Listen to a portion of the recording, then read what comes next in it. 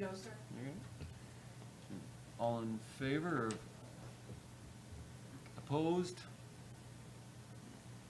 You're gonna maybe have to wiggle your finger for whatever Matt is doing, because I can't see it. Okay.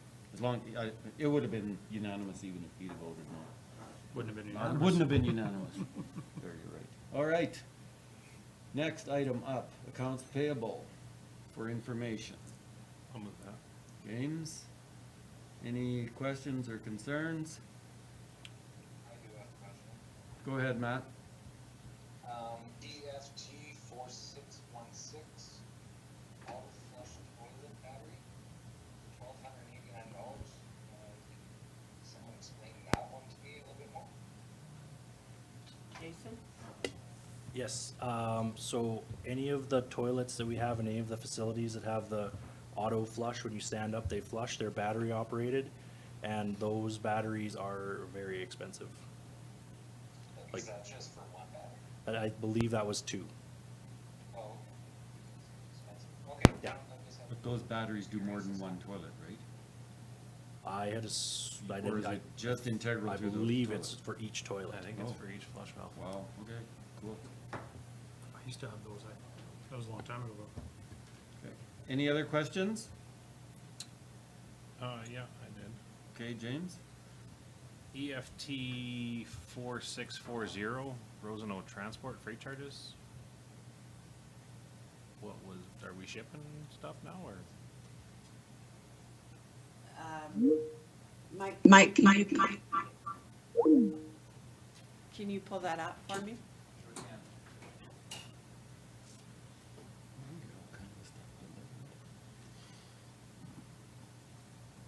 Matt, can you still hear us?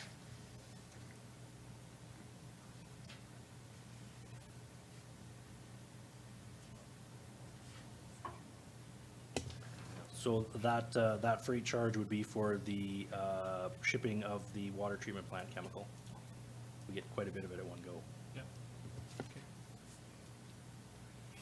Okay. Not that it's a drop in the bucket, but I've always wondered, is there no place around here that does shredding? Because I always see the Lethbridge truck that shows up.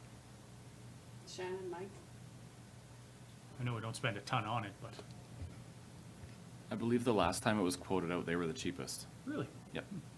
well, then that's what we go with. I once phoned Ready, because Ready does that. Right, yeah, they do ready and- shredding, yeah. Yes, and they had a way bigger price at the time. But I also see that Lethbridge has gone up a little bit, and I don't know now whether they charge us by how many containers we wheel out to them. And we have been doing the records management project. Bonnie has been shredding a lot of stuff. There are people that will say that that's not right. It is in accordance with your program. Yeah, yeah, okay. And it's shredded on site. Yeah, I know. Yeah, they come in right to the back. Yeah. Yeah. And then it's witnessed by 2 or 3 of them. Mhm. And everything shredded is logged. Yep, of course. Yes, but Ready Works does do. Yeah, I know they do, but just always surprises me that the Lethbridge people come and do it for us. And we're not the only ones that they do it for, because No. I've seen them in Medicine Hat doing it too. Oh, yeah. I think they do it. quite- They make a circuit, yeah. Yeah. Yeah, they do it for us too, like for us company. Oh, really? Okay, any other questions? If not, all in favor of information? Opposed? That'll be carried anyway. All right, and then we're moving on to cash and investment summary for information. Jim? Any questions or concerns about that? Seeing none, all in favor? Opposed? That is carried. Okay. Can you hear us, Matt? Yes. But you can't I can speak. hear you now. You're speaking to the mic. Oh, All right. All right. Then, on to number 2. We have a delegation. We have Joel Nicholson and Dan Mercer from Fish and Wildlife here to give us a little presentation on ungulates. Can you do your shift? Welcome. Thank you very much. My name's Joel Nicholson. I'm the senior wildlife biologist with Alberta Environment and Parks in Medicine Hat here. Longtime resident of Redcliff. In fact, I'm about to pay my 22nd tax bill in June here. So, and Dan is one of our fish and wildlife officers, and he's actually a new resident of Redcliff and recently joined the volunteer fire department. So, you know, you're looking at a couple of good Redcliff citizens here. Welcome to our pleasant town. Yes, yes. So, very happy to be with you here tonight, and because I've lived here so long, I know all the ins and outs of what's going on with deer in town. But I will certainly give you guys the sort of approach that we're taking province-wide here as well with respect to urban wildlife. So wildlife exists in our towns and cities across the province, and people, in fact, enjoy wildlife in town. It provides them a connection with nature and desirable place to live. If we didn't have, you know, nice birds in town and wildlife, it wouldn't be near as nice a place to live. Usually that wildlife will inhabit habitat patches within town, but it does sometimes get encroached upon or lured out of those habitat patches, and then when it comes out of those native areas and into developed areas, conflict can result. Urban areas generally occur along river valleys, creek valleys. These are areas that have long provided habitat for a lot of wildlife, including ungulates. And then lawn shrubbery and flowers provide lots of food for them as well. And then people, of course, like to see wildlife in a lot of cases, and they may feed them or give them salt or whatever. And so we see a lot of that behavior as well. So the habitat security in town, of course, prevents the majority of predators from being here, provides good forage. Deer are generally well tolerated, but of course those with gardens sometimes do not like them, and then we will run into things like vehicle collisions. Occasionally the ungulates in towns will also draw in predators, and of course we see this more out west, but you know, Elkwater is an example too, where you do have deer in town, and then you will see cougars coming into town there from time to time. And then we do sometimes deal with deer that can become aggressive with the public. In the prairie part of the province, deer are generally abundant, so you will see them everywhere. We manage them through hunting, so we do have population goals that we try to manage to. Bad winters are really the biggest limiting factor. We have seen some pretty major die-offs in recent history. 2010, 2011, we had major deer mortality through the southeast here because of winter severity, major pronghorn mortality. However, they've had a few relatively average winters in a row. Populations are doing well. And sometimes those hard winter effects can be mitigated in urban areas like this. So, you know, if there's apple trees with dried fruit on them falling off all winter long, the deer get a little extra forage that they normally wouldn't have and don't necessarily succumb to the winter conditions. So, the towns can and cities can sometimes prop their populations up a bit more, for sure. From a responsibility standpoint, Alberta Environment and Parks is who I work for. We're tasked with, or we have the mandate to manage wildlife for the benefit of the people of Alberta. So that includes harvesting, conserving endangered species, and public safety. We allocate within wildlife management units hunting for all of our game species, game bird species. And then we also regulate in that we permit certain things to occur based on our approval, like research, collection of wildlife, disturbance of wildlife, those kinds of things. From a municipality standpoint, the town of Redcliff would be responsible for managing bylaws to prevent and manage issues within their boundaries, and that includes aspects of habitat management and public safety. And then the Justice and Solicitor General Fish and Wildlife Enforcement Service, which is who Dan works for, they would get involved and manage wildlife conflict situations specific to public safety. So not nuisance or wildlife pests, but so, you know, if we had an aggressive animal or a predator in town, Dan's the guy that would be responding to that. They have the training, they have the equipment to do that. From our agency standpoint, we may assist as needed in those activities, but they would be taking the lead on things like that. So we had a situation in Medicine Hat not too long ago where there was a mule deer that had to be tranquilized because it was wrapped up in Christmas lights, and big foo-for-all over that because it was a big buck. I got a picture of it coming up here actually. And so the enforcement guys had to come out and do that because it was turning into a safety issue and an animal welfare issue. But we try not to do that as much as we can.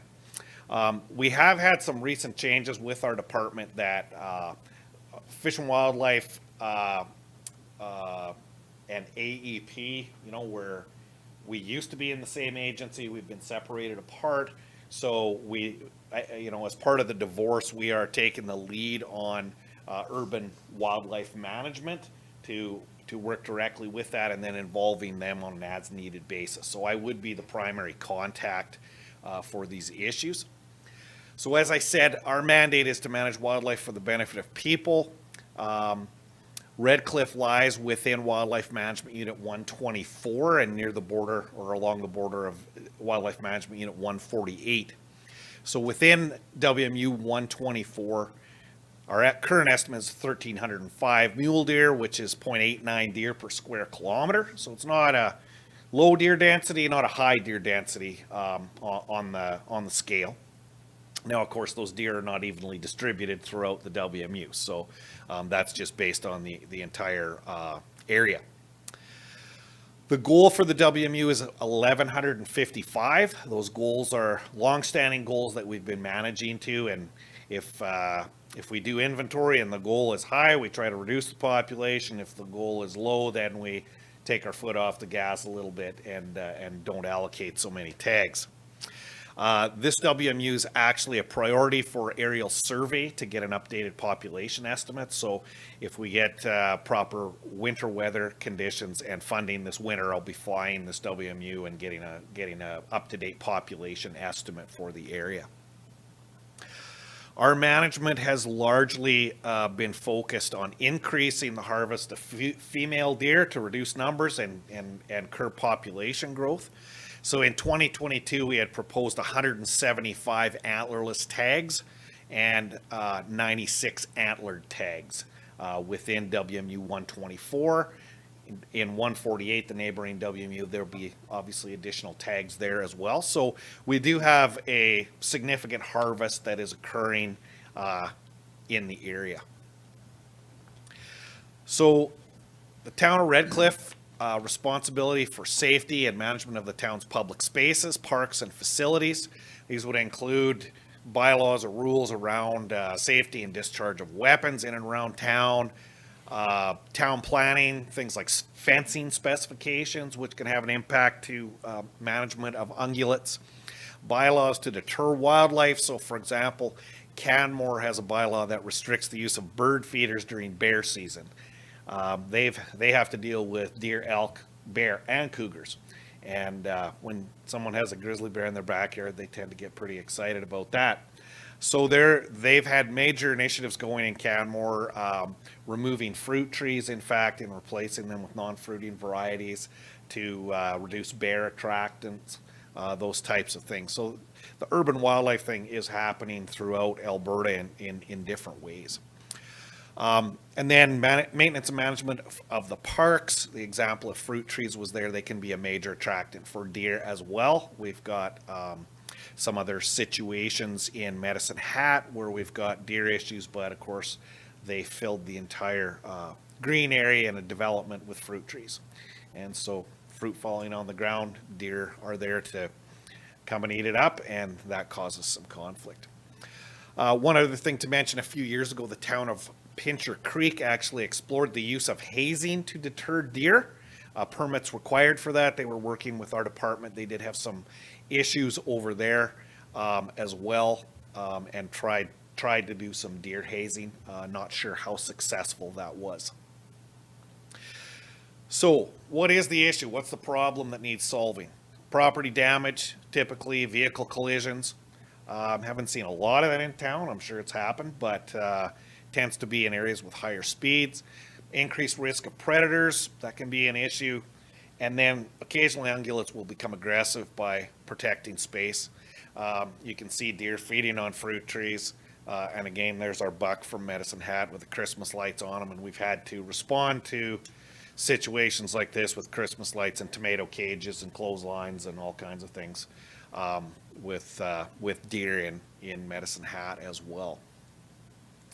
So specific to Redcliff, mule deer tend to be the only species, not the only ones, but 99% of the time we're seeing mule deer here.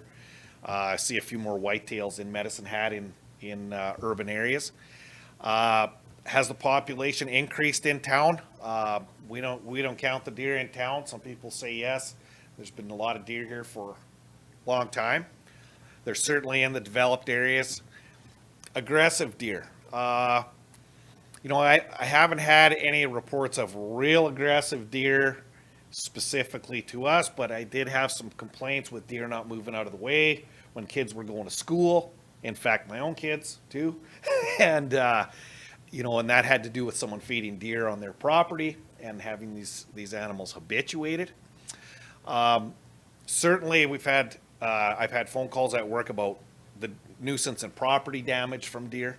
I actually have a game trail going across my lawn where the deer come through the alley and go to the neighbor's apple tree a couple houses down and cut across my place. So certainly aware of this stuff. And then inappropriate behavior by residents, and I've certainly witnessed that in Redcliff on a number of occasions with some fairly large-scale deer feeding operations.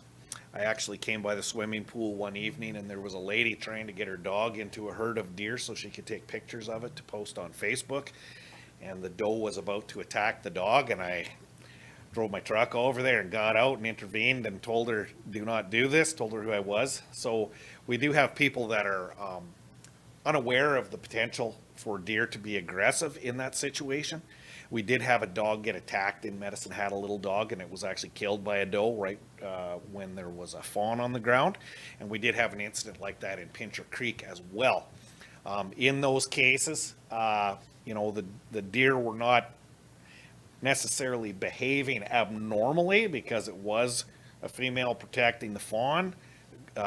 The individuals got too close with the dog, something that people need to be aware of. Now, those incidents are rare. If you think of how many thousands of deer we have in towns and cities across Alberta, and to have just a handful of incidents where that happens, but we certainly don't want it to happen. We don't want anyone to get injured.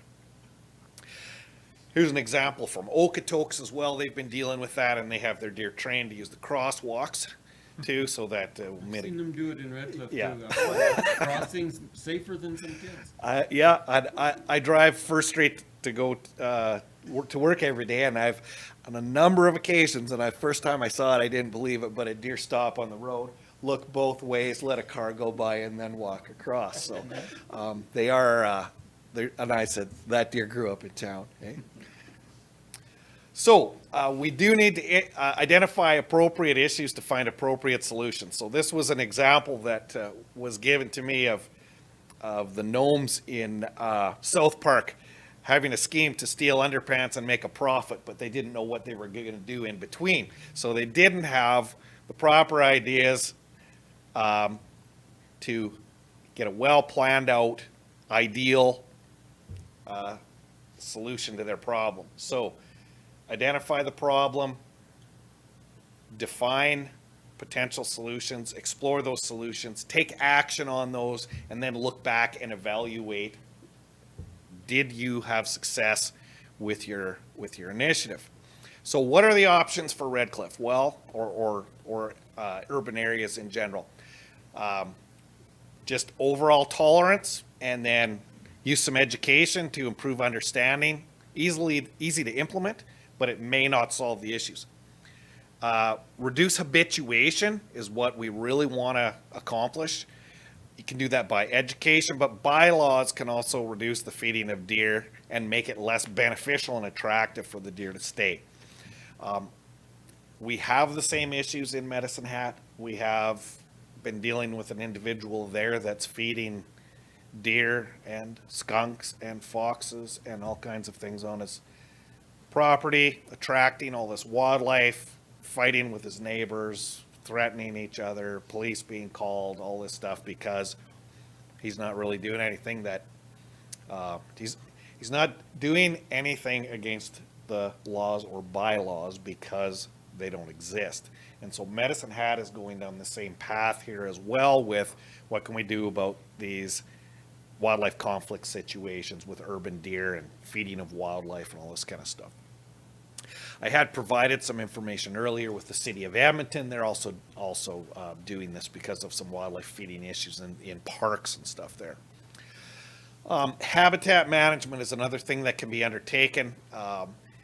You know, it could be difficult. I mean, if the deer like the soccer field, you're not going to, you know, necessarily put it down to AstroTurf. Kind of expensive, but in some situations, you may be able to think about removing attractants in town, if not using fruit trees in parks, those kinds of things.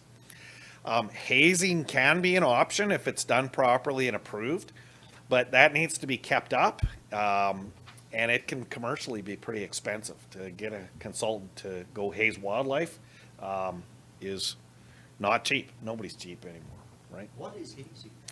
That is basically scaring the deer, chasing them around, shooting them with paintballs, making life That's unpleasant for them. cruel. Yeah.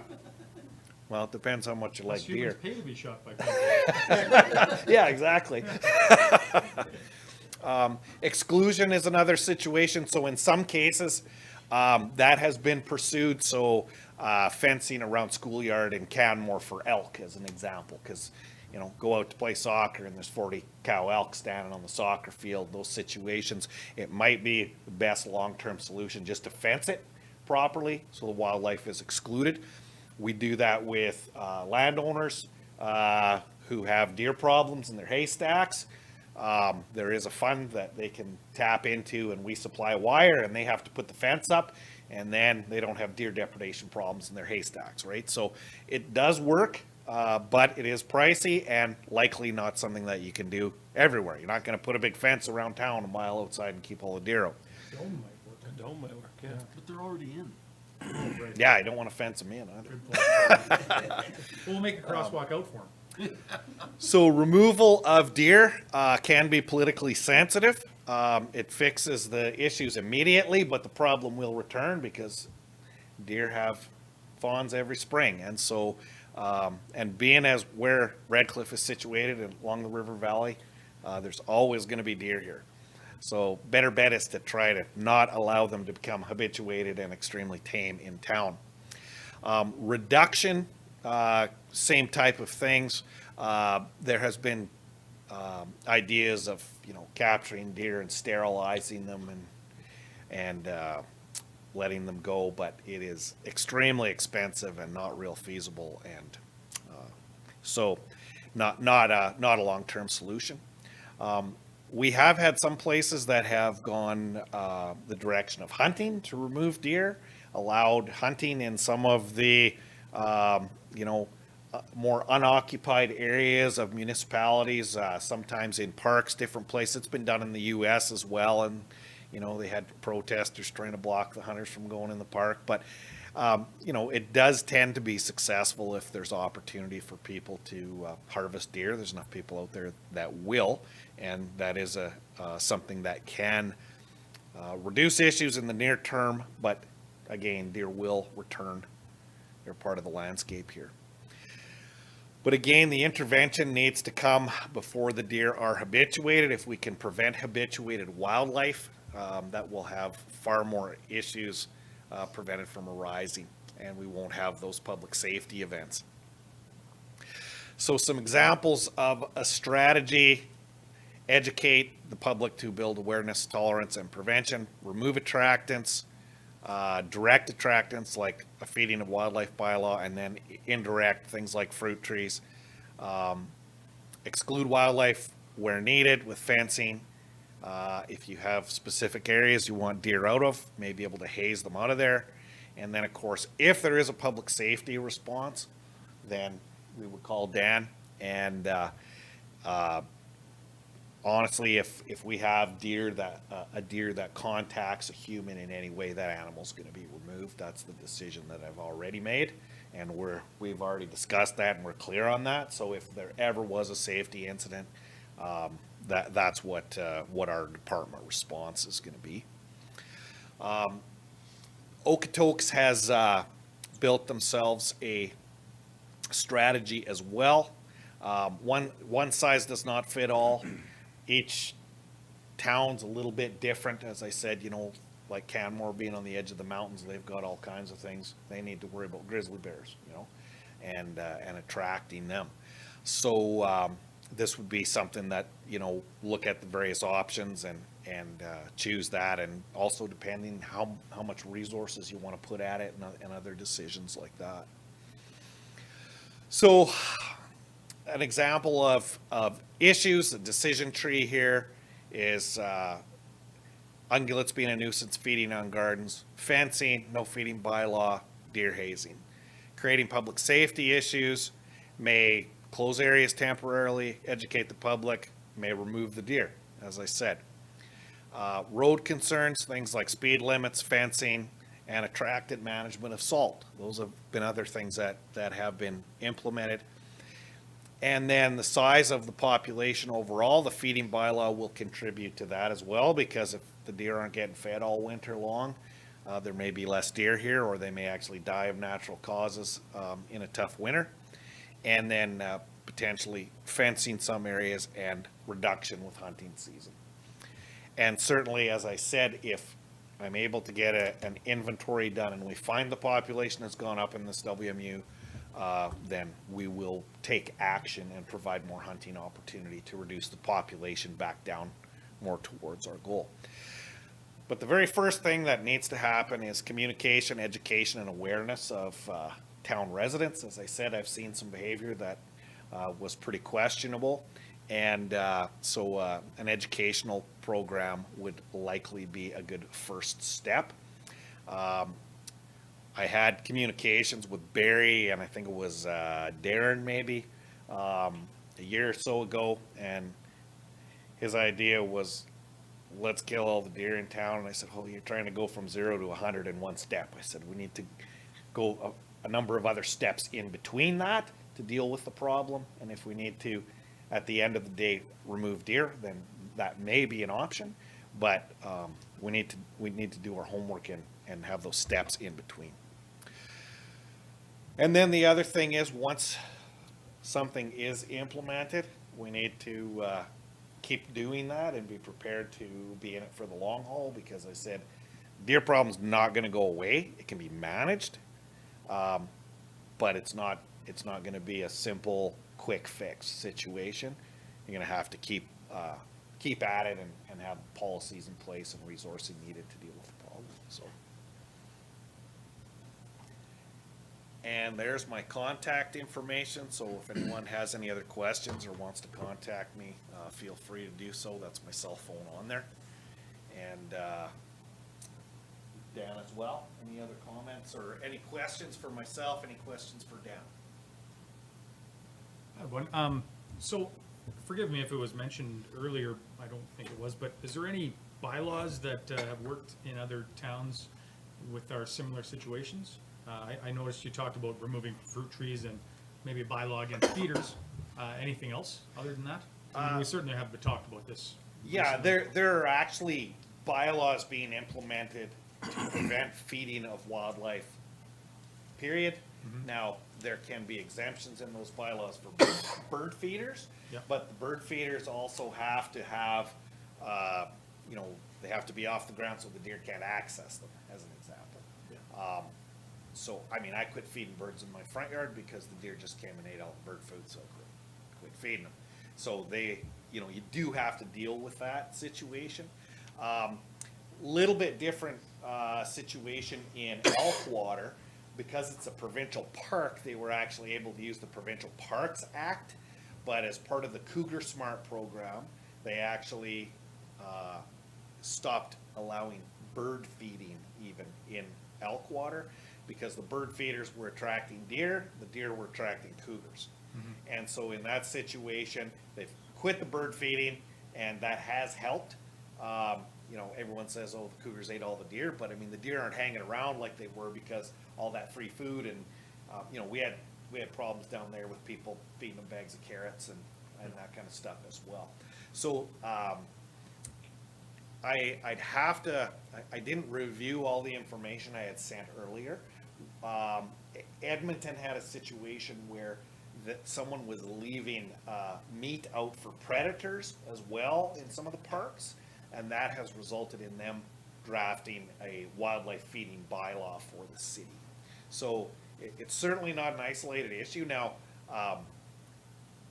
what that will help with is attractance of large herds of animals onto one property that make the neighbors on both sides mad, and also reduce the habituation of those animals. So, like down by Margaret Wooding, there was a deer feeding operation going on. The deer would move off the sidewalk for the kids walking to school, right?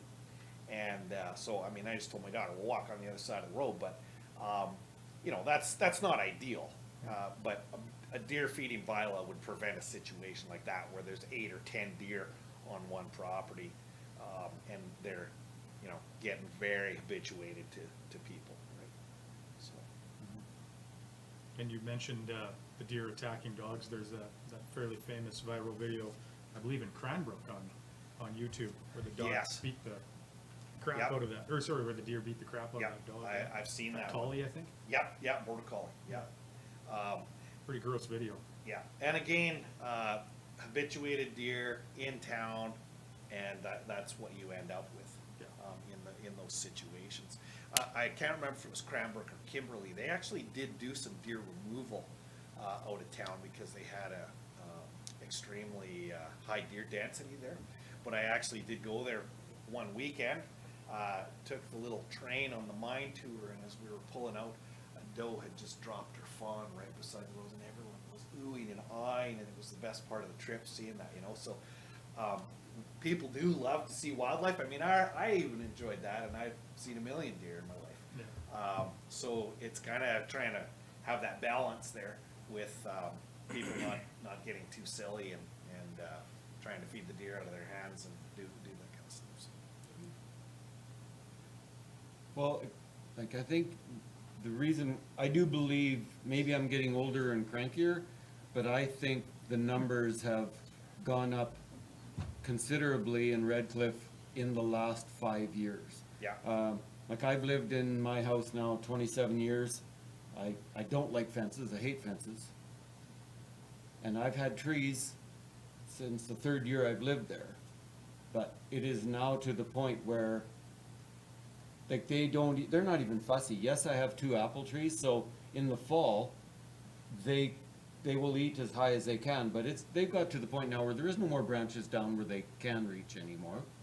But just last night I chased one off the yard. It was eating my elm, like, cause you know, the elm's just coming out with fresh leaves. I would have to say they never eat the grass. They don't like the lawn. They're always eating trees. Like, they eat cedars, and so I don't have any of those. But yes, I have apple trees. Chokecherry tree they don't like. Yeah. I don't know why they don't like it, but we have an ornamental cherry that doesn't even grow cherries. It's just ornamental, but they definitely like the flowers on it when it was all out in flower the other day. And I'm on Redcliff Way, so that's an excellent path for them. They don't even have to trample it. But I have like up to 10, sometimes I've had a dozen just in my yard. And it's not even that they're there to eat anymore, it's because They sleep there. they sleep. Oh, yeah. No, It's a big open yard, and it's like they'll sleep there. And our neighbor used to have pails out for them, but that did not happen this year. Yeah. And I do believe there was less, Yeah. but they're still there. Yeah. Yeah, and I mean, I've gone out for a day hunting and found a bigger buck than I saw all day underneath my spruce tree on my front yard when I got home. Well, that one guy is he's past 5x5 already. I think he's Yeah. damn near 6. Yeah, that buck with the, Broken nose? with the Oh, the one on the presentation lights. with the Christmas lights. Yeah, And pretty good one. there was about 20 people running after him trying to pick up his shed to get his antlers in Medicine Hat. It was just getting ridiculous. But, yeah, I mean, I certainly wouldn't say there's less deer here. I haven't, you know, we don't have an inventory program particularly in the town. They're certainly abundant, there's no arguing that. And, you know, well aware of it. Like I said, I haven't lived here for 20 years, so. But I do think, you know, a feeding bylaw, I know there's a number of people in town that would support it. And I do think that it's I think could be well justified. And I guess one of the other issues that I didn't mention in my presentation, but another reason that we discourage feeding of wildlife is we do have chronic wasting disease in the deer here. It originally came from game farms and then into the wild in Saskatchewan, and then it's you know, an absolute disaster from a wildlife standpoint. It is a prion-based brain wasting illness. It's always fatal in deer. Once a deer gets it, they do not survive. They'll live in the neighborhood from 1 to 2 years typically, and then will succumb to the illness if they're not killed in some other fashion. That disease is spread by you know, feces, urine, and saliva. So if someone's got a wheelbarrow full of oats on their lawn and they've got 10 deer eating in there and a couple of them are sick, chances are that's going to get passed on to the other deer. So from a wildlife management standpoint, we always discourage wildlife feeding for a number of reasons, but that's become a big one in the last, you know, 15, 20 years as chronic wasting disease has become well established in this area.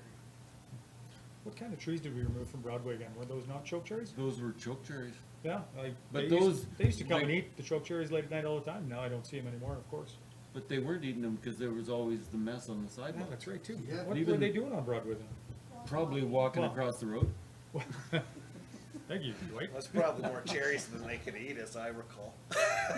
Well, my choke cherry, the robins eat, whereas Yeah. down, you know, funny, all the ones on Broadway, nothing ate them. So Yeah. even the birds don't like coming into gents. Yeah, 2 houses down from me, there's a very large crabapple tree, and the deer, they are there every day Oh, all no. winter as They will, as they if come you up. leave So- them, if you leave Yeah. stuff on the tree, they want So, it. and I mean, it's a beautiful tree, and like, I actually like seeing the deer across my place. It doesn't bother me, but I get people who Yeah. have, you know, damaged their gardens and that kind of stuff.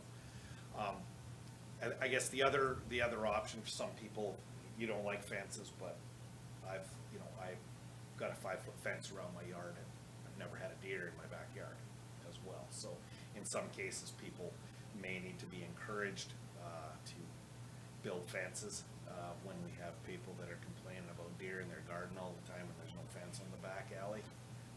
There's not too much else that they can I just had a resident get a hold of me the other day, and he was complaining about the deer eating his garden, and he was threatening to shoot him. Yeah, okay, whatever. It's an issue that we have, that's no question, that's for Well, sure. that's It's growing. his department if there's deer shooting in town. He never, he was just grumpy and Yeah. spouting off. Yeah. I can tell you one thing though, they can jump a 3-foot picket fence. Well, I, Oh, Oh, they yeah. jumped the fence around the golf course for crying out loud. yeah, my fence is a 5-footer, and it's about 5 foot, yeah, I would say. yeah. And I get tracks in my backyard all the time. Yeah. Every winter. And I And know- there's a family of about 16 of them that come and feed a few doors Yeah. up.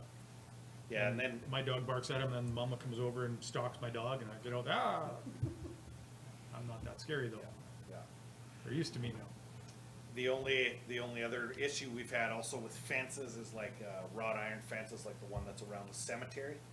We have had a number of instances where animals don't clear it properly and then get impaled or stuck in between. So from a fence design standpoint, it's also helpful to have a top rail of some kind on the fences. So we do encourage that, but we've had to respond to those incidents over the years as well with some fairly gruesome outcomes where we tend to just euthanize the deer because it's in such bad shape getting caught in the wrought iron fences like that as well. But, anyway, hopefully that was somewhat informative, and you know who to talk to now, and if you have additional questions, by all means, give me a call or stop by my house or whatever you like. So. I think we have a team, So team if you building were night doing going on. flying, you're not flying the town though, you're just flying the countryside for the WMU. We will typically fly over town. Really? The problem with flying over town though is we tend to try to stay a little higher, and it can be very difficult to see the deer in town just because of all the Get under trees and infrastructure. stuff. Yeah, yeah. So, I mean, we could, you know, try to develop a, you know, systematically try to survey deer in town in the wintertime, you know, by doing a systematic driving survey of the streets and see if we could get an index of deer populations, but,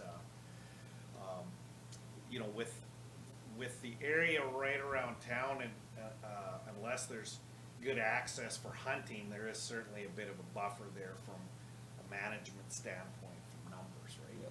And some of these deer probably, you know, stay in town. Yeah, I don't think they leave anymore. You know, it's every now, the few trek across the golf some course. do, and But I think some just, they have their little haunts and that's where they go. Well, although Stumpy I with do his see broken some of nose, he's them always going in out to town. Well, the Hubert's one and with the back torn and ears certain around times. my of Well, the year I and guess stuff if they're there. on the fringe, they might. Yeah, but yeah, so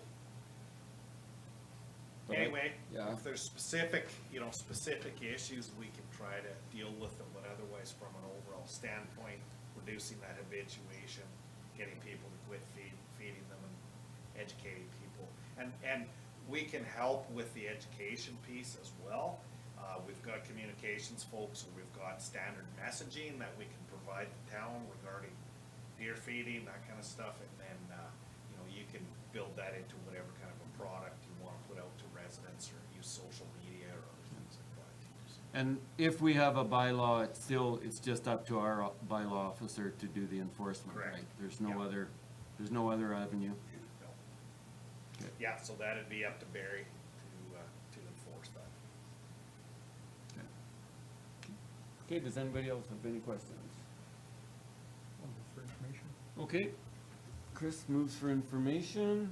All in favor? Opposed? Okay, thank you, Joel and Dan. That, You can stay the rest of the evening if you want, or you can head out. I'm gonna go have supper. Oh, okay. The hockey game starts right away. And I'm not mad about anything else per se, so I don't Oh. want to stay here. Oh, really? Well, you should stay. Yeah. See you Good night. I wouldn't want to be on the wrong side of him. That officer. I was wondering why he was at the fire last night, but I guess it's because he's a volunteer firefighter. Yeah, he just started in May 2nd was his first practice. Okay, All right, let's carry on. so we move on to minutes. We have the council minutes of May the 9th, 2022. Copy. All right, any questions or concerns? Seeing none, all in favor? Opposed? That is carried. And then the Riverview Golf Club meeting held April 13th for information. The guy that wasn't there, I was in Las Vegas. I don't In care. no shape to be there. Too much information. No, it wasn't information that I had too much of. Okay. Chris moves the minutes for information. Does anybody have any questions? Seeing none, all in favor? Opposed? That is carried. And then the Town of Redcliff Library Board meeting, March 15th, 2022. Those. Jim? Does anybody have any questions or concerns? Looks like they had a very active year so far. Yeah, it's busy as heck in February. All right, all in favor? Opposed? That is carried. Paper stuck together here, oh my gosh.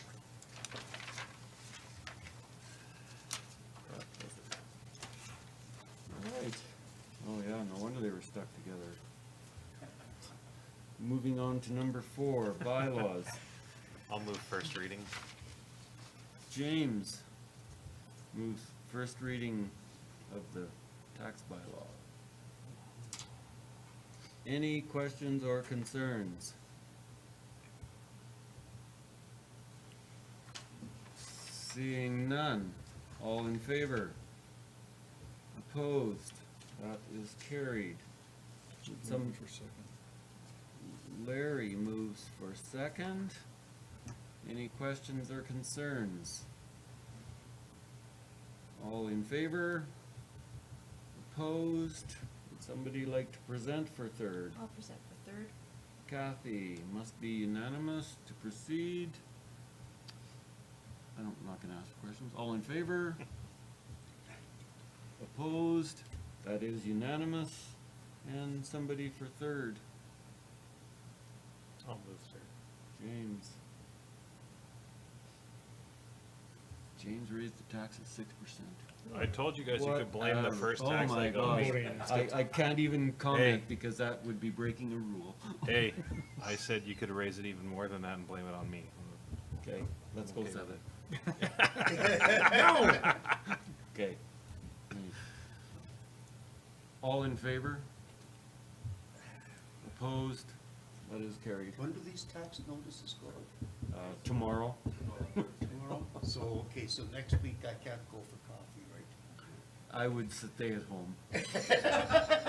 Blame it on Buy some, Councillor Allen. buy some Timmy's and there'll be ice caps next week. Just blame it on Councillor Allen. It's first term. It'll be fine. What's that, Matt? It's a good thing I'm 3.5 hours away. Oh, they'll find you. There is technology that you can communicate with back home now. Is there? Yeah. There's even a middle finger. It's called emoji. telephone. All right, then, moving on, request for decisions. Somebody wants a bunch of roads closed I'll for make Redcliff. option number one. Kathy.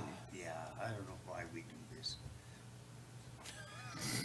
Holy. Oh, wow. Hey, Okay, it's not any more Christmas there, questions Scrooge. and concerns? Okay. All in favor? Opposed? That is carried. And then the town electronic sign, request for decision. Larry, I'll go with that city sign or the recommended. city option. signs and cannabis shop? Cannabis shop? I have a question. Oh, I'm getting to that. Any questions or sorry. concerns? Yeah. I do.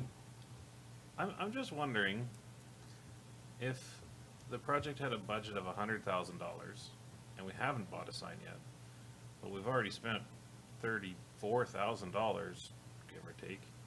What did we spend $34,000 on? Previous director, engineering and design. And now we're not using that design, are we? Well, because it was designed to be moved, so then I think it was a pretty grandiose structure. It was no longer the chicken coop, it was like, It was gonna be at the bend of Broadway there. with nice rocky Where that columns really and- ugly, heavy route sign is? Yeah, right in that area. Anyway, so yes, money has been spent. And the project, and it came in over budget. I'd still like to see that sign disappear. A lot Which of one? The whole thing, Just gone. just gone. The electronic sign. Yep, because someday, somebody's gonna stop to read that sign, and he's gonna get kissed in the backside, and it's gonna be our fault. Well, that's called driving too close. Falling too The close. insurance lady knows that. That's a $190 ticket.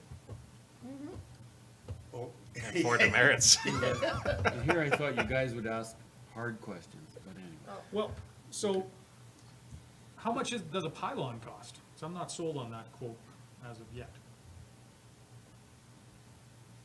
But I don't know how much a pylon would cost. But this one includes a pylon. This one does, but the one for $16,000 less does not. And there's only one other small difference to whether it includes the electrician or not. And then the viewing angle on the PM signs seems much greater.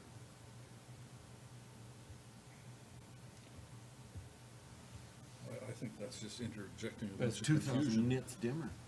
Yeah, I don't know what a nit, well, That's one, I'll What's say a that. nit? It's a, it's one candle power per square meter. oh, okay. It's not measured in They, candles? yeah, it's one candle per square meter. Okay. They say a sun at noon puts out 1.6 billion nits of light. nonetheless, the $58,000 one is And at 20% midnight. brighter. Huh? And at midnight. And all the mothers in the house are biting their tongue thinking the little bugs you put out of your Well, children's those hair. nits happen in Redcliff. When you're mowing the lawn. When you go to Redcliff school. 600, well, no, 1.6 Can we billion see- nits at high noon. Okay, so that's only 1 million nits, is that a dimwit? No, that's a dim nit. At midnight, it's a dim nit. I had to read about that because I didn't know what a nit was. They say you need at least 1,000 nits to see a screen in full sun. Like an average computer only puts out between 400 and 700 nits. Okay. So this, at 12,000 nits, that would be fairly bright. In the middle of the day. Hopefully you'd see it even in sunlight. And it'd be very bright at nighttime, which Well, could be a hopefully distraction. it dims down. You'd probably see it from Let's- Medicine Hat. Well, all those signs do appear very bright at night. They do, which is a distraction. Yeah, maybe the deer will all watch TV. And we'll, So, Depends on how many nits okay, they have. so, go ahead. I only had one question. Okay, well, that's good. I don't know why, but I was thinking we were relocating the sign because the current one is partially on Redhead's property. Redhead's property. No, ma'am, the current sign does not meet our land use bylaw, but Brian has advised that there's no issues with us replacing that. Okay, In so. its current So location. you don't have to bring it to the SDAB is what you're telling me? No, How does it not meet our land use bylaw? Too close to something. it's too close to the Setback isn't. setbacks. And this is the only one that goes from hot to cold. Well, And that's the even other- that's not super hot in the sun. No. Well, we're never gonna reach that. Well, I The was cold thinking the maybe. super cold, cause the cold we might reach. Definitely. Yeah. Like at minus 20, if it starts, I don't know what, freezing or slowing down, we can get to that. Well, Easy. absolutely. Well, so, yeah, this one's no option, of course. The price just dictates that. But The I would other like one- more information on the PM Yeah, signs the one other one, myself, if it gets cold or hot, it ain't gonna work. but only that. But So this one, kinda like me, on a good day, it'll work. that's right. But the PM signs, if it's got the same operating temperature, He was gonna ask. I do have a little bit more information about the PM signs. Okay. So one of the concerns there is we've been advised that that particular model that they quoted us, their parts availability. Apparently there are several of these signs around. They're Chinese, not that there's anything wrong with that, but Chinese piece of equipment. Parts availability is a problem. There's a couple of them in town, apparently. Of the PM Of signs? the PM signs. Well, sorry, I'm not saying by that, of this model that the PM signs quoted same us. manufacturer. And within 6 months, there was issues with the screen starting to go out, pixels starting to go out, and they haven't been able to get parts. Okay. So with that in mind, and the couple of items where they have, especially the operating temperature, that's exactly what we thought as well. We're not confident that they would be getting the best value if we're back here asking for more money to fix the thing within 6 months. Okay. So they're manufactured a long ways away and parts are slow to arrive. Will they come on boats that can't get? That's what we understand. And who's PM signs? Is that a local company? I believe they're out of Calgary. Okay. That's afternoon signs. Oh, City signs is local. City signs is local, yeah. I've never dealt with them per se. I use Medicine Hat. You got signs. something against supporting local economy, Chris? No, I was gonna be in favor of it, Okay, you guys. actually. And they're not local to Redcliff. Larry made the motion. Does anybody else have any questions or concerns? I just have one concern, I guess. My concern, I guess, is if we put this thing up, I think you could attract maybe vandalism with it. Is there something maybe that can help prevent someone taking a baseball bat to this thing? I don't know, I'm just worried about that, because then that's just added cost.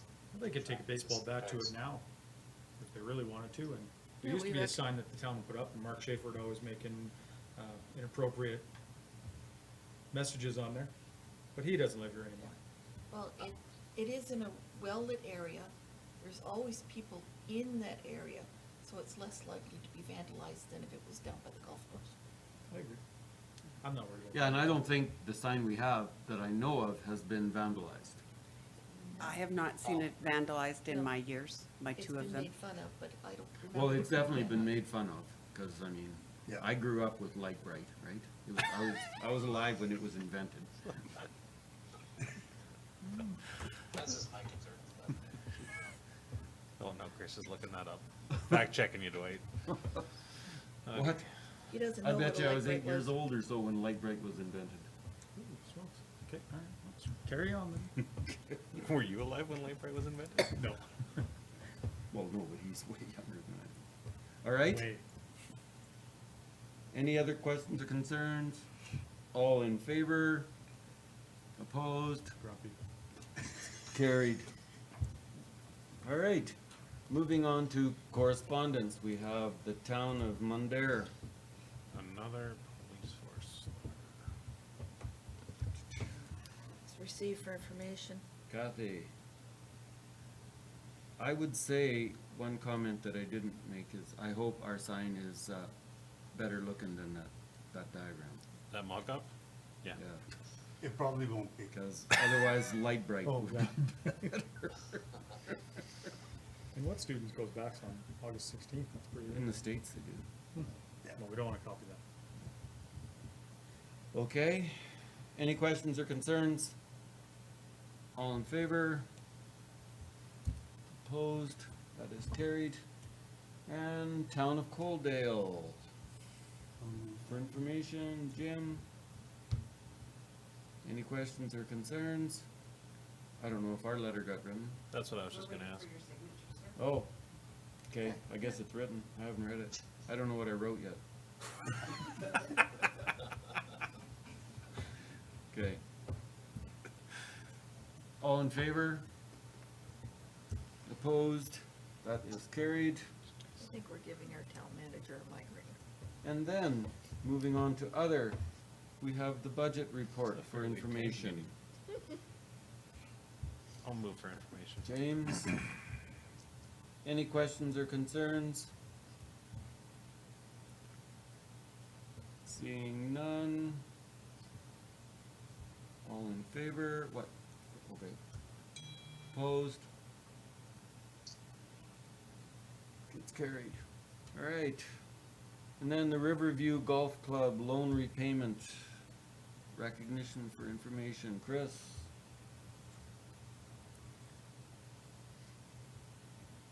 Any questions or concerns? Did Dwight actually see this check to verify that it happened, so? That is the correct amount. Dwight still thinks they owe like 600,000 or something. Yeah, I think they owe more. But I think it's worded perfectly here, and they did a great job doing it way faster than anticipated. Yeah, a third of the time. Yep. They got some issues coming up with replacing water systems and whatnot, but we're planning for that. Okay. Borrowing money from the Borrowing town money hasn't been from an the option town. yet. It hasn't been mentioned. I was just gonna ask, are you coming back for another loan? No, Anyways, not in the plans, but if we do have to, then, I mean, this should say that we're fiscally responsible, and I'm not laying the groundwork, it's not even been mentioned. And I'll shut up because the hockey game's on. okay, all right. So, all in favor for information? Opposed?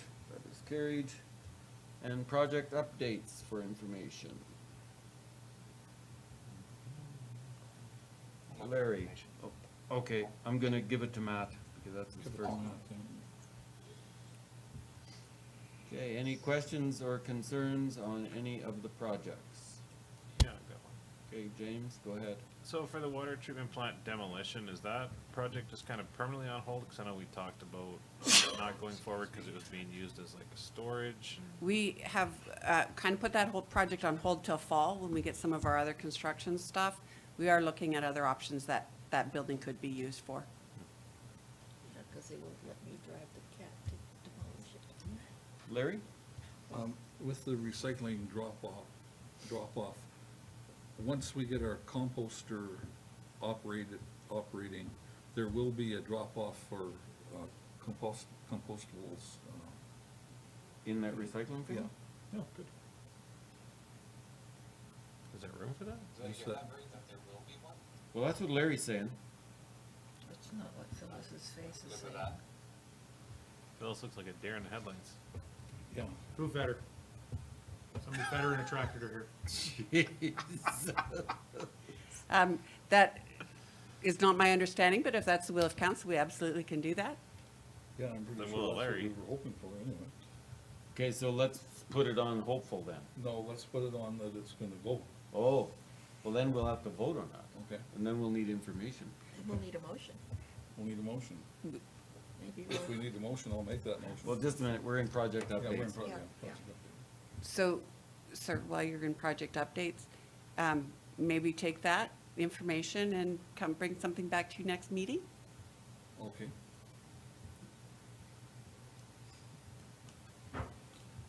Okay. Any other questions about any of the other projects? Yeah, one more. Okay. How's the, research coming on the Redcliff Nickel? It's coming along swimmingly, sir. Okay. We have just, I think we're waiting for one more quote to come back, and then we will be, Well, there's an RFP On the out for it? engineering, yes, just on the Oh. engineering. just Yeah. on the engineering, yes. Yeah. Okay, maybe I'm wrong in getting things confused here, but were you not taking a field trip to go? We did take a field trip. We've got tons of information. Mike has done research. We have others, so we know roughly what the RFPs have been in the past couple of years. We've looked at some of the other technology that's out there when it comes to the further things that might need to happen in our arena to keep us long-term and life-sustaining. But I think they all use a brine floor, right? Yeah, from the research that we've gathered, everything is a brine floor. So So the if we floor has to replace, happen. yeah, we have to replace our floor. We know that we've got a big crack. We've learned that some people may tell us that we could just repair our floor and pour a new cement on top of it. And then we've heard others say if you do that, your cement's usually going to chip up in a couple of years with them taking the ice in and out. So you're better off to do it right the first time. And then you can insulate the Yeah. substrate. So And it's then everybody uses a brine system, so it doesn't matter what kind of coolant it is, you still have to have the brine system. So the floor, then your coolant system, and then we can do the phase that we need to do to keep our arena long. And technology is changing all the time to be more efficient, so. Okay. Any other questions on any of those projects on the go? Saying none, all in favor? Opposed? That is carried. And then council important meetings and events. So, it's not on here. We haven't But- put a motion on the table yet. Oh, right, nobody's put this on the floor. Jim? All right. So, there is, grand opening of Cleans There on Friday. Of what, sir? It's cleaning service. Okay. And it's at 25 Industrial Drive. So that's just past Timmy's. And from 11 till 2. And there, I think the ribbon cutting is somewhere around 12:30-ish. And then they will be having a barbecue to sponsor Halo at the same time. So if anybody wanted to show up for that, So what day that was? Friday, this Friday, yeah. Yeah. Like I say, the ribbon cutting, I think, is around 12:30. Are you cutting the ribbon? I've been invited and I said I'd go. I don't know if I'm cutting the ribbon or just standing around close to the ribbon. Yeah. And what else? The June 21st isn't on here, but I know we talked about that. That's Spring Leaders Caucus or whatever. right. That's Yeah, I not got- on here either. I did get the agenda today. Oh, okay. National Rough Rider pen. All right. And Doesn't work. Dan, Redcliff Days is there yet. Parade Day is, everybody knows that's Saturday, cause we just approved the road closing. So, yeah, alright. Did we get a marshal for the parade yet? Did somebody accept our invitation? We have not yet. Still working on that. Did he say no, or you didn't ask? I didn't get an update today from Carla. Oh. Okay. Anyway, alright. Might have to do with the sheriff. Okay, then all in favor of the work dates, opposed, that is carried. Do we need a recess? No. Okay, then we won't have one. Somebody wanna move us into closed? I'll move us in closed. Jim? All in favor? Opposed? It is carried.